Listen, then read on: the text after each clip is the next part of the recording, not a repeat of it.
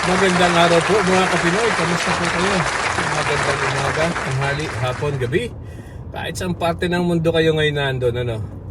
Ay, makulimlim na naman ngayong araw na to, no? Yan, no? Medyo nagsisimula na nga ang pumatak ang ulan sa aking windshield. Nagwiwisik-wisik na.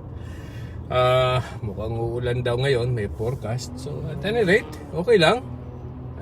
Maganda-ganda naman yun at nang luminis uli itong aking sasakyan. Talaga naman ang kulay puti yung aking sasakyan ay ngayon ay medyo berde na.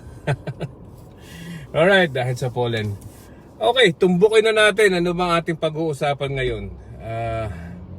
Okay, meron pahayag itong alam natin na may pahayag itong si Sara Duterte, ano? Gusto niyang matuloy ang impeachment laban sa kanya. At hindi lang yun, meron siyang ginamit na term. Ano ang term na ginamit? I want bloodbath. Wow, bloodbath. Bloodbath, ano ba yun? Ano ba sa Tagalog yun? Gusto niyang, sa Tagalog po yun ay gusto niyang dumanak ang dugo. ay. Bloodbath. Talagang napaka-violente. Ano po? Talaga naman. Lahat ng namumutawi sa bibig ni Sara ay violente. At any rate, gusto daw niya ng bloodbath at gusto niyang matuloy ang impeachment. Ba? Okay. After that, eto na.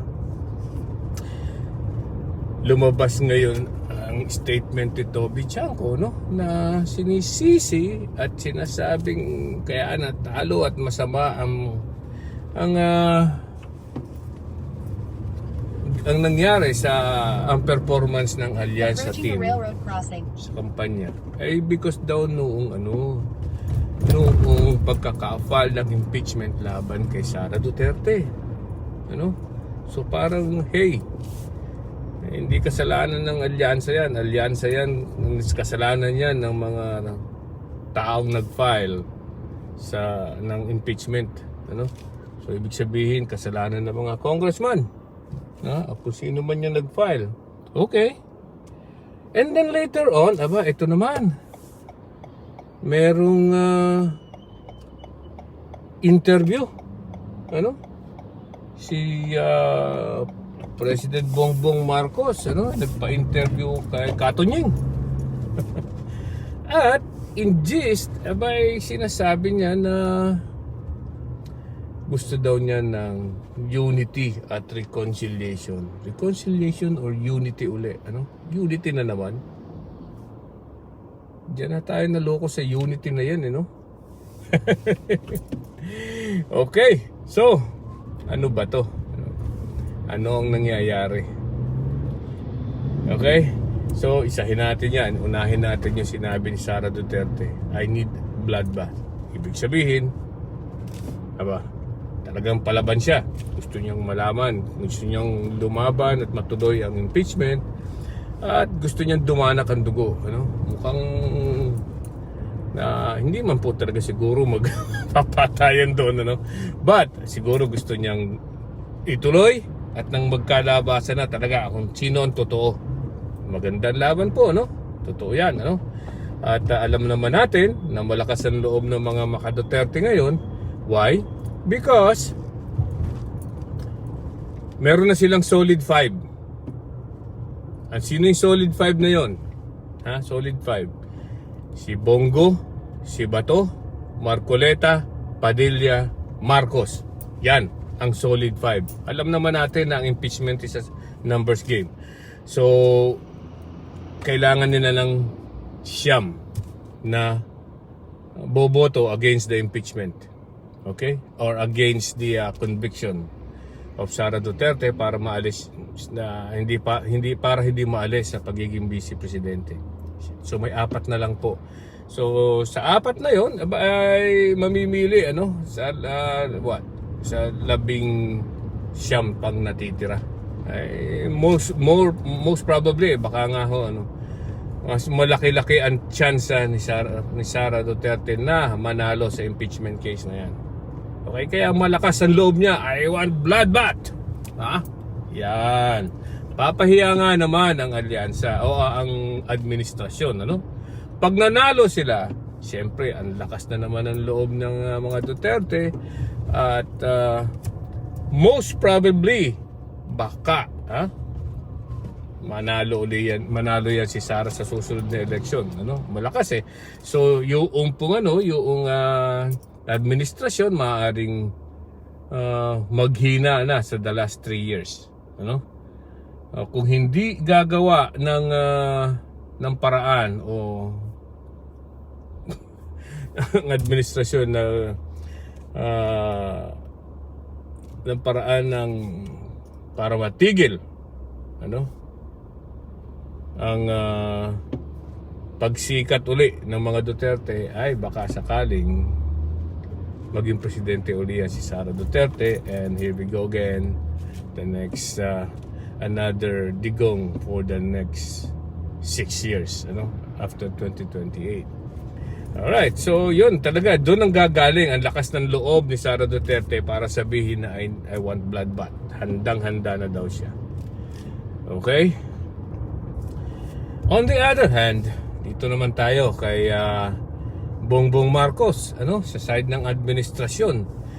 Meron lang po akong napansin, ano, nagsimula yung pagkakasabi kay sabi ni Toby Chanco at sinisisi ang pagkaka-file ng impeachment, kaya bumagsak ang popularidad ng alyansa. Okay? Next ay magkasunod ay ang interview kay Bongbong Marcos at sinasabing gusto niya ng reconciliation or unity. Right? So, at first glance, something's wrong, ano? At first glance, sino ba naman ang aayaw talaga ng unity? As in, unity, the small letter U. Ano? Hindi yung uniteam, ha? Unity at pagkakaisa. Sino ba naman ang aayaw dyan? Ano? Ay talaga namang napakaganda kung magkakaisa tayo mga Pilipino at magtungo tayo sa isang magandang kinabukasan para sa magandang pag-asenso ng ating bansa, ano? Sino ba nga ayaw doon sa unity? Ayaw naman natin ng bangayan, ano? Okay, so itong reconciliation ay wala rin pong masama dyan sa reconciliation, ano? Sa reconciliation, well and good, magkasundo sila uli, right? Walang problema, Duterte, Marcos, magkasundo uli sila. Wala akong problema doon. Ang problema doon ay yung reconciliation without accountability. Ano ibig ko sabihin doon? Reconciliation, kasundo sila, pero dapat managot ang dapat managot. Di ba? Ngayon pa lang po, dahil sa interview na yan kay Bongbong Marcos ni Katonyeng, at sinasabi ni Bongbong Marcos na gusto ng reconciliation at unity, itong mga maka-Duterte at sinasabi, hindi kami kung talagang sila ay seryoso sa pag-reconcile sa mga Duterte. Kailangan nilang pabalikin si Rodrigo Duterte sa Pilipinas.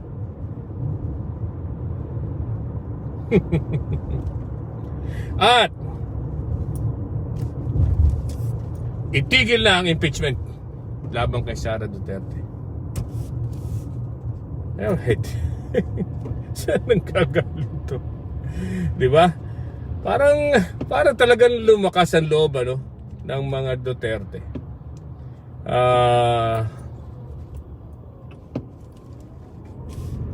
Una-una, papayag ba naman kung sino mang matinong tao na basta na lang pababalikin si Rodrigo Duterte sa Pilipinas without ayaw na hindi niya pananagutan ang kanyang mga kasalanan sa mga taong na biktima ng drug war during his term. Sino ba naman matinong taong gagawa nun? Right?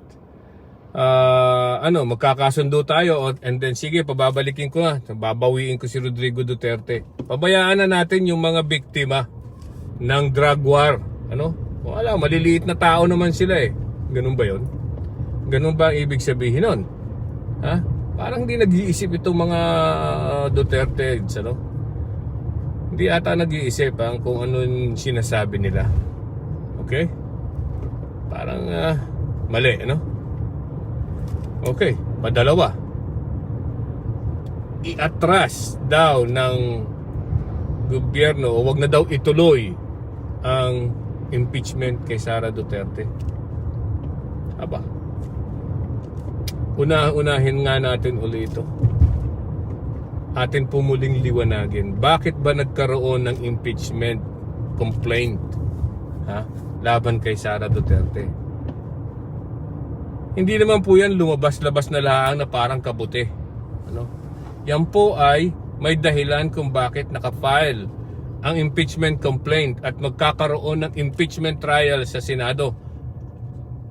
Ang dahilan ay marami siyang hindi masagot. Unang-una, yung confidential funds na yan. Alright?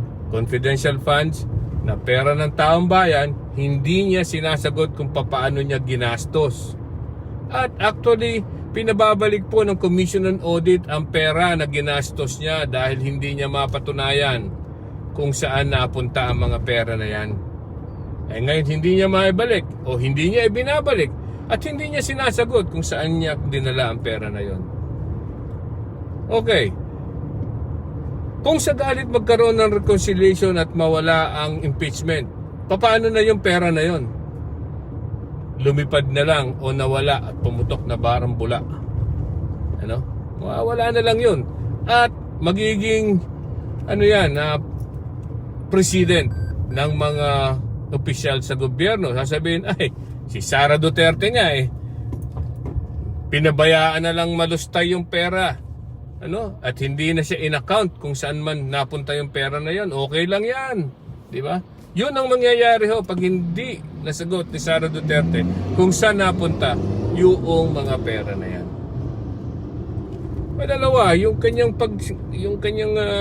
pagbabanta laban sa mga opisyal ng gobyerno natin, kay Bongbong Marcos, kay Araneta, kay First Lady at saka kay Romualdez. Palagay natin nagbanta talaga naman siya Pero yung ba ay trabaho o ugali ng isang mataas na opisyal ng gobyerno? Pagbantaan ng presidente. Di ba? Makakalusot na lang siya. Pag ganun na lang, di na magbabantaan na lang tayo lahat sa buhay ng kahit na sino. Kahit ng presidente or what, alsin na natin ng kasong grave threats sa ating revised penal code. Pabayaan na lang natin pabayaan na lang natin ang mga tao magbanta at wala nang mananagot. Total, hindi naman ganyan na ehemplo na ibinigay ni Sara Duterte sa mga tao ng Pilipinas, sa mga Pilipino. Ganun. Yun na lang.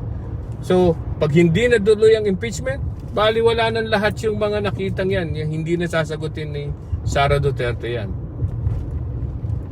Diba? So para talagang kalimutan na lang. Ayan po ang sinasabi ko. Reconciliation or unity, whatever you like it, whatever term you like it, pero kailangan may managot at kailangan may sumagot sa mga kasamaan na nangyari o sa mga kasalanan, sa mga aligasyon na ginawa ng mga nagkamang Duterte na yan. Okay? Walang problema sa reconciliation and unity. Wala akong problema para sa akin yan.